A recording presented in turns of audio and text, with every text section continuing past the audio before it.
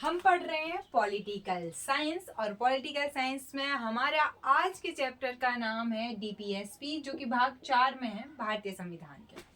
तो हम सबसे पहले परिचय देखेंगे कि डीपीएसपी क्या होते हैं, किस भाग में है, कौन कौन से आर्टिकल्स इसमें रखे गए हैं। फिर हम एक एक अनुच्छेद या आर्टिकल को डेप्थ में समझेंगे। फिर इसके बाद देखेंगे जो वर्गीकरण किया गया है। वैसे तो कोई संविधान में वर्गीकरण नहीं किया गया है, लेकिन जो जिस तरीके से उनकी प्रकृति है उसके आधार पे समाजवादी, उदारवादी और जो गांधीवादी हैं उनमें डीपीएसपीज को बांटा गया है। तो हम वो देख लेंगे। उसके बाद हम संशोधन के द्वारा जो नए कुछ डीपीएसपी जोड़े गए उनको देखेंगे। फिर निष्कर्ष में हम रिवीजन कर लेंगे, एमसीक्यूज में पूछूंगी आपसे और रिवाइज कर लेंगे। ठीक है, तो स्टार्ट करते हैं परिचय से। तो परिचय में समझ लीजिए कि भाग 4 में राज्य के नीति के निर्देशक तत्व रखे गए हैं। राज्य की नीति के निर्देशक तत्व, ठीक है। तो भाग 4 में 36 से लेके आर्टिकल नंबर 51 तक रखे गए हैं इनको, ठीक है। अब बात करते हैं हम किसकी कि ये डीपीएसपी जो है इनका स्रोत क्या है। कहीं ना कहीं से हमने कुछ ना कुछ दूसरे संविधानों से लिया है। तो ये कहाँ से लिया है? ये हमने आयरलैंड से लिया है, ठीक है। आयरलैंड, जब हम ज्योग्राफी पढ़ेंगे तो हम देखेंगे इंग्लैंड के ऊपर ही है, बगल में ही है आयरलैंड। आयरलैंड ने किससे लिए थे? तो स्पेन से लिए थे, ठीक है। और अब बात करें हम कि ये क्या है, तो ये राज्य के लिए जब वो कुछ भी कर रहा है तो राज्य के लिए सिफारिशें हैं संविधान निर्माताओं की कि ये बातें ध्यान में रख के कोई भी कानून बनाना जिससे आम लोगों की या लोगों की मदद हो। तो राज्य के लिए अनुशंसाएं हैं, एक तरीके से अनुशंसाएं या सिफारिशें, ठीक है, अनुशंसाएं। अब बात करते हैं हम परिचय के बाद अनुच्छेदों की, ठीक है। तो चलो सारे अनुच्छेद इसमें देख लेते हैं, जल्दी से देख लेते हैं, बिल्कुल फास्ट, बिना टाइम खराब किए। तो अनुच्छेद देख रहे हैं हम। तो पहला है 36, और 36 में राज्य की परिभाषा के बारे में है। और राज्य की परिभाषा वही है जो अभी हमने इससे पहले वाले भाग में भाग 3 में देखी थी,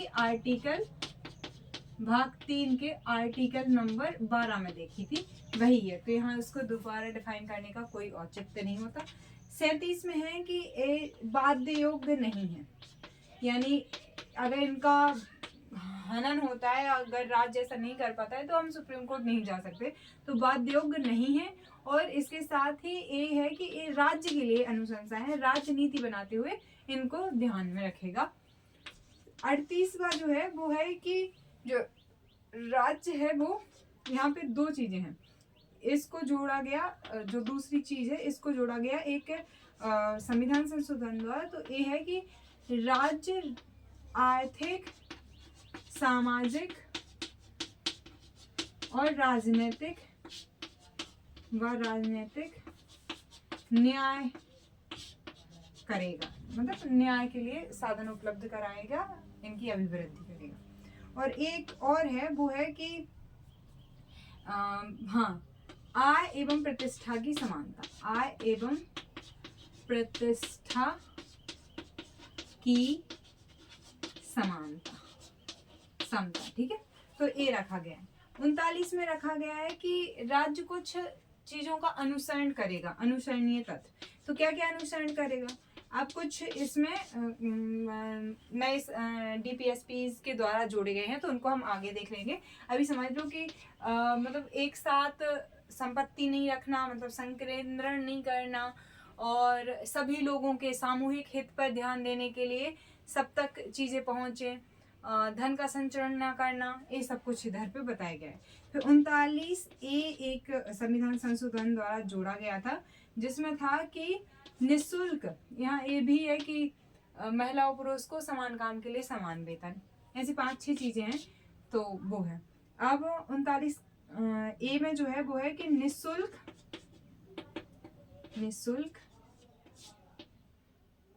कानूनी सहायता, ठीक है। फिर आर्टिकल 40 तो याद ही है, पंचायत के बारे में। अब अब आगे की ओर मैं लिख देती हूँ ताकि समझ में आ जाए, ठीक है। तो स्टार्ट करते हैं।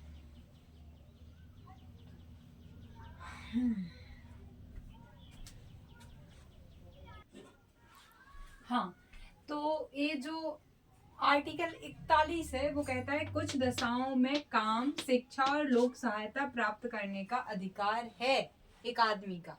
और इसके लिए कौन, राज्य क्या कर सकता है, कानून बना सकता है कि एक पर्टिकुलर परिस्थिति होगी तो हम शिक्षा या मतलब कि कोई सहायता देंगे।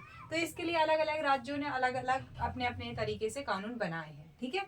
क्योंकि वही है कि जो राज्य है, एक तो मतलब सेंट्रल लेवल पे और स्टेट लेवल पे, दोनों ही लेवल पे क्या करता है, कोशिश करता है लोगों को ये सब कुछ मुहैया कराने की। आर्टिकल 32 जो है वो कहता है काम की न्याय संगतता एवं प्रसूति सहायता, ठीक है। ऐसा नहीं है कि काम तो मिल गया है, इधर काम की बात चली तो कुछ दशाओं में काम मिल गया, लेकिन वो मानवोचित दशाएं ही ना हो, ऐसी दशाएं हो जहाँ पे कोई काम ही नहीं करना चाहे, तो उसको क्या हम न्याय संगत काम कहेंगे, नहीं कहेंगे। तो काम की न्याय संगतता होना चाहिए। और प्रसूति सहायता का मतलब होता है जब बच्चे वगैरह पैदा होते हैं तो वो जो सुविधाएं, तो हर एक राज्य ने, किसने, जननी सुरक्षा योजना सेंट्रल लेवल पे चल रही है, स्टेट लेवल पे भी अलग अलग योजनाएं चल ही रही हैं। न्यूनतम मजदूरी, मतलब पहले क्या होता था कि काम करा लिया और इंसान ने जितना चाहे उतना पैसा दे दिया, लेकिन अब क्या है, न्यूनतम बेसिस का एक पूरा का पूरा चैप्टर है जिसमें क्या कहा जाता है कि इससे कम में तो काम नहीं चलेगा, इतना तो तुम्हें देना ही पड़ेगा, इससे ज्यादा तुम्हारी मर्जी, तुम कितना काम कराते हो, और अगर ओवर टाइम कराते हो तो उसका भी पैसा वसूल करेंगे। तो जो है न्यूनतम मजदूरी का कॉन्सेप्ट सही है, ठीक है। तो कामकारों के लिए न्यूनतम मजदूरी। 43 का एक संविधान संशोधन हुआ, अभी हम देखेंगे कौन कौन से संशोधन हुए। तो ये संशोधन हुआ और उसमें जोड़ दिया गया कि उद्योगों के प्रबंधन के लिए कामगारों की भागीदारी। क्या होता था कि प्रबंधन में कोई यूज ही नहीं था उनका, उनसे कुछ पूछा ही नहीं जाता था कि पूरा काम उन्हें करना है, और उनसे पूछा ही नहीं जा रहा है कि तुम कब आ सकते हो, कब काम कर सकते हो, इस काम को कैसे किया जा सकता है, कितने टाइम में किया जा सकता है। तो ये सब बातें तो हमें कामकारों से पूछनी पड़ेंगी ना, तभी हमारा उद्योग सही होगा। तो उद्योग में ऐसे व्यवस्था करना जिससे कामकारों को भी प्रबंधन जो है, मैनेजमेंट है, उसमें उनकी भागीदारी बढ़े। आर्टिकल 43 खा जो है वो जोड़ा गया कि सहकारी जो समितियां हैं उनको बढ़ावा दिया जाएगा। तो ये हो गए इतने आर्टिकल्स। इसके बाद आर्टिकल 44 जो है, इधर बनेगा नहीं, ज़्यादा अच्छे से लिखते नहीं बनता है नीचे, तो मैं इसको रफ कर देती हूँ। ये पूरा कपड़ा भी गीला हो गया है।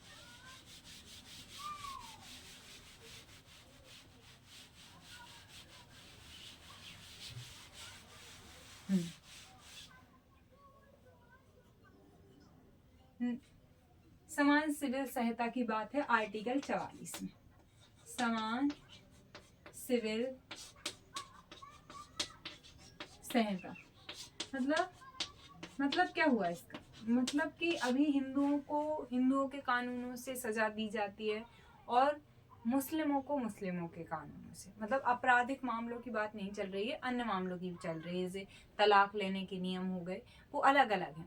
वैसे ही दीवानी बहुत सारे मामले हैं जो अलग अलग हैं, क्योंकि उसमें तो ऐसा कहा गया था सिविल कोड बनाओ, ये सब के लिए एक जैसा हो। तो समान सिविल संहिता ये अभी तक हुआ नहीं है, बट इस पे काम कर रहा है सब राज्य। गोवा ने काम किया है और धीरे धीरे सब राज्य ऐसे ले आ रहे हैं कि सब समान होगी सबके लिए न्याय व्यवस्था, ठीक है। अब आर्टिकल 45, अब आर्टिकल 45 समझने से पहले 3 चीजें यहाँ पे याद रखनी है। जो अभी तक मैंने बताया उसको 3-4 बार रिकॉल करो, परिचय याद करो कि भाग कितने में है डीपीएसपी, यानी राज्य की नीति के निर्देशक स्रोत क्या थे याद करो, कहाँ से लिया गया है, आयरलैंड से लिया गया है। और फिर हमने देखा कि राज्य के लिए एक अनुदेश या सिफारिशें अनुशंसा की तरह काम करता है। फिर हमने आर्टिकल्स देखे थे, आर्टिकल्स हमने 36, 37, 38, 39 देख लिया है, 40, 41, 42, 43, 44। तो एक बार उनको जमा दो, है ना, तो फिर इसके बाद में हम आगे बढ़ सकते हैं।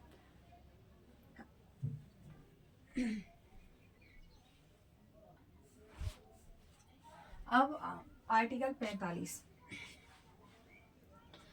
45 जो है वो चौक ले लो।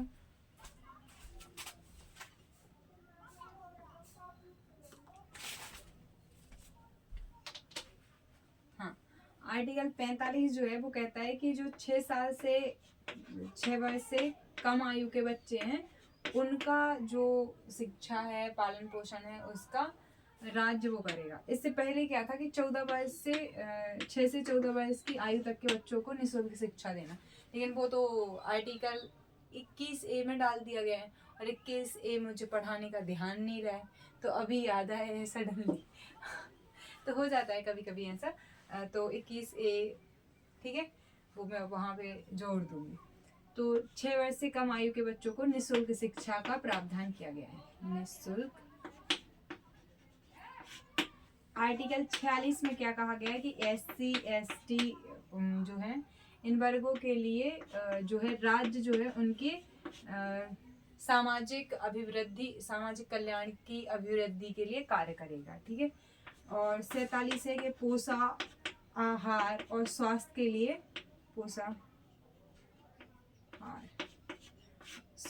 लिए राज्य का कर्तव्य होगा कि वो इनके लिए काम करे।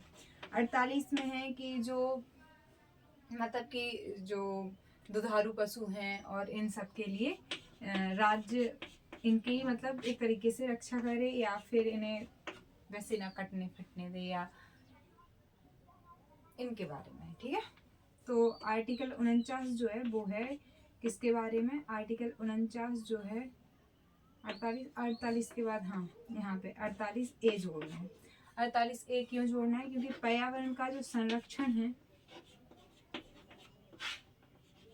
वो जोड़ा गया था एक संविधान संशोधन के द्वारा, तो इस वजह से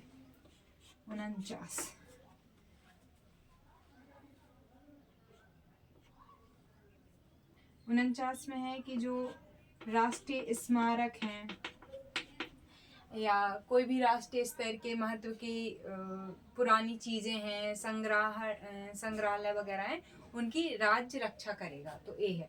आर्टिकल 50 में जो है वो है कि जो कार्यपालिका है वो न्यायपालिका से दूर रहेगी, एक दूसरे के मैटर में टांग नहीं अड़ाएगी। और आर्टिकल 51 जो है वो अंतर्राष्ट्रीय शांति बनाए रखेगा राज्य, ऐसा है। तो आर्टिकल्स हो गए। अब वर्गीकरण देख लेते हैं। ठीक है, आ जाओ वर्गीकरण देख लेते हैं। यहाँ अंधेरा छा गया है, बादल हो गए हैं ना, तो पढ़ाने का थोड़ा सा मूड ऑफ हो गया है।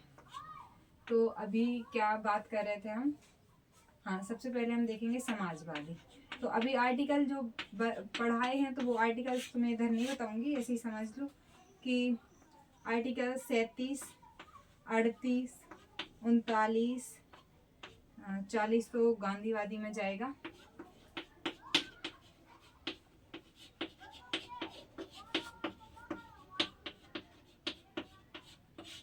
ठीक है, 39, 40 तो उधर गया, 41, 42, 43 और 43 का इधर आ जाएंगे। ठीक है। अब गांधीवादी में क्या 40 हो गया, फिर 46 SC ST के लिए हो गया, 47 हो गया, 48 हो गया। हाँ, 48 में कुटीर उद्योग वगैरह हैं, तो वो देख लेना एक बार। उतना एक बार अगर थोड़ा सा ठीक से उतने से ही समझ में आ गया है तो ज़्यादा डिटेल में जाने की उतनी भी ज़रूरत नहीं है। तो इतने हो गए। और गांधीवादी में हाँ 43 खा हो गया। अब बात करें उदारवादी की, तो आर्टिकल 44, आर्टिकल 45 और आर्टिकल 48A, 49, 50 और 51। ठीक है। बाकी 36 में तो राज्य की परिभाषा ही थी। 37, 38, 39, 40 इधर हो गया, 41, 42, 43, 43 का 43 का इधर आ गया, 43, 44, 45, 46 इधर आ गया, 47, 48, 48A, 49, 50, 51 सारे हो गए। तो उनको ही इधर एडजस्ट कर लेना तो समझ में आ जाएगा।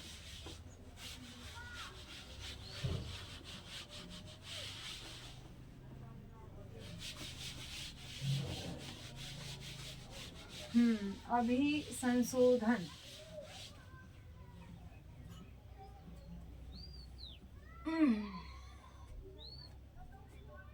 तो एक हुआ 76वां संविधान संशोधन अधिनियम, ठीक है। इसमें ऐसे याद रखो कि एक बच्चा जो है फिर वो गरीब है, और वन यानी कि पर्यावरण,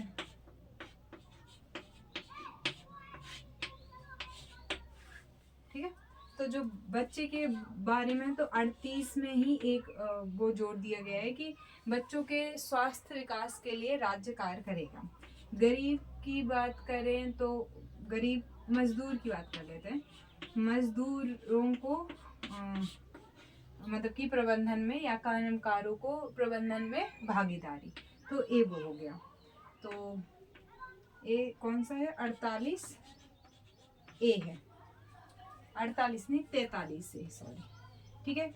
48 ए इधर जोड़ा गया, मतलब पर्यावरण जो है पर्यावरण का संवर्धन या संरक्षण, और ये जो है 38 में जोड़ दिया गया है, ठीक है। तो ये हो गया। और हाँ, आय एवं प्रतिष्ठा की समता,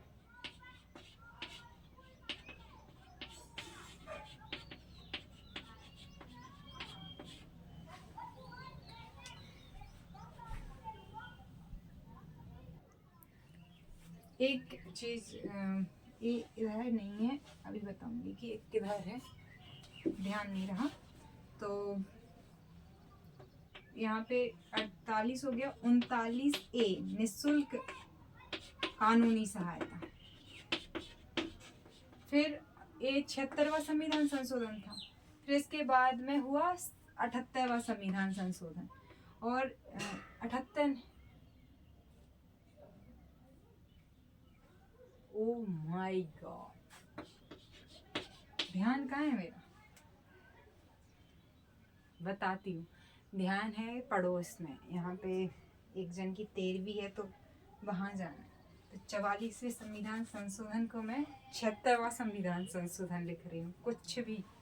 इसीलिए कहते हैं मानसिक शांति बहुत जरूरी है। जब मानसिक शांति नहीं है तो काम नहीं करना चाहिए। इतनी छोटी चीज़ है जो कि अभी भी 41 लिख दिया।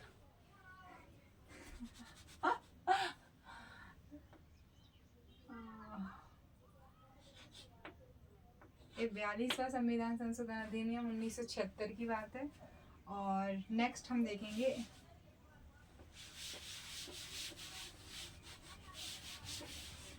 44वां संविधान संशोधन, मतलब वो 90 साल की थी, उन्हें बहुत तकलीफ थी। तो ऐसा भी नहीं है कि उन्हें बहुत कष्ट था, उन्हें मतलब कि जिंदा रहने में ज़्यादा कष्ट था। वो जब भी हम लोग उनके यहाँ जाते तो पैर छू के बस ये कहती थी कि कहो कि हमारी बस अब तो हो गया हमारा जीवन, बस एक बार ही कह दो। तो पैर छू के वो वही यही मांगती थी, क्योंकि यहाँ पे कन्या माना जाता है बीबी हम लोगों को। वैसे मैं हूँ नहीं, 25 साल की हो गई हूँ, लेकिन मानते हैं यहाँ, तो मानते हैं।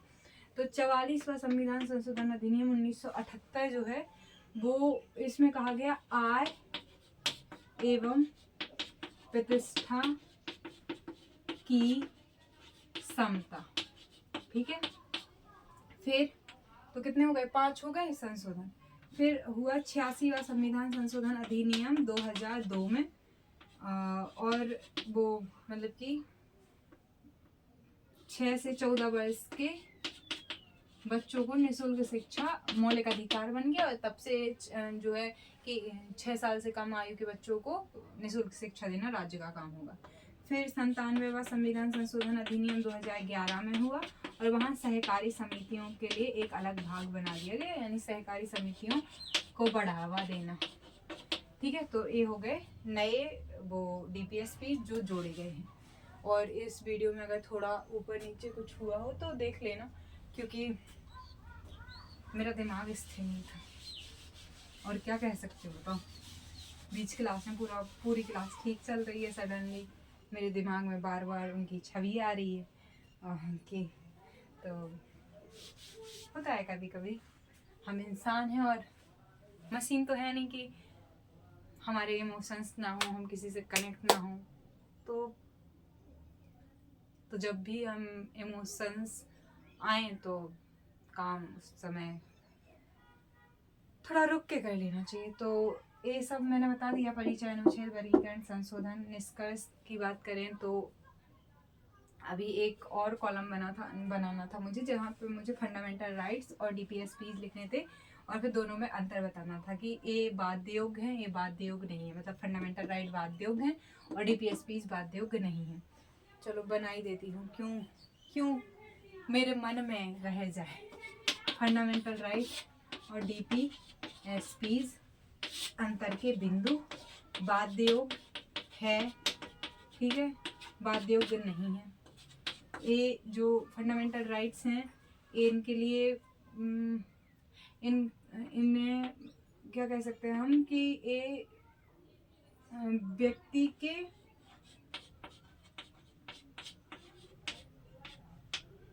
व्यक्ति को क्या देते हैं, सामाजिक स्वतंत्रता देते हैं, आर्थिक एवं राजनीतिक लोकतंत्र की स्थापना करते हैं। ये जो फंडामेंटल राइट्स हैं, इन दोनों के ऊपर एक और चीज़ आ जाती है कि फंडामेंटल राइट्स इम्पोर्टेंट है या डीपीएसपीज हैं। तो पहले तो ये था कि फंडामेंटल राइट्स को संशोधित किया जा सकता था, ऐसा कहा गया। फिर बीच में कहा गया नहीं, अब फंडामेंटल राइट्स को नहीं संशोधित कर सकते, फंडामेंटल राइट ऊपर हैं, डीपीएसपीज नीचे हैं।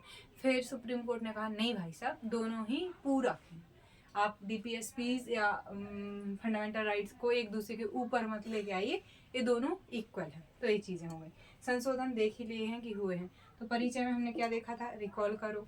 अनुच्छेद दिमाग में एक एक करके सारे अनुच्छेद लेके आओ। वर्गीकरण, समाजवादी, न्यायवादी, गांधीवादी और उदारवादी, ठीक है।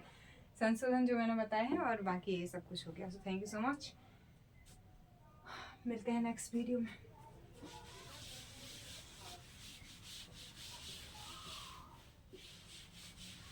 पता नहीं क्यों आज पढ़ाने का मन ही सा नहीं था, बिन मन के सी क्लासेस ली हैं आज।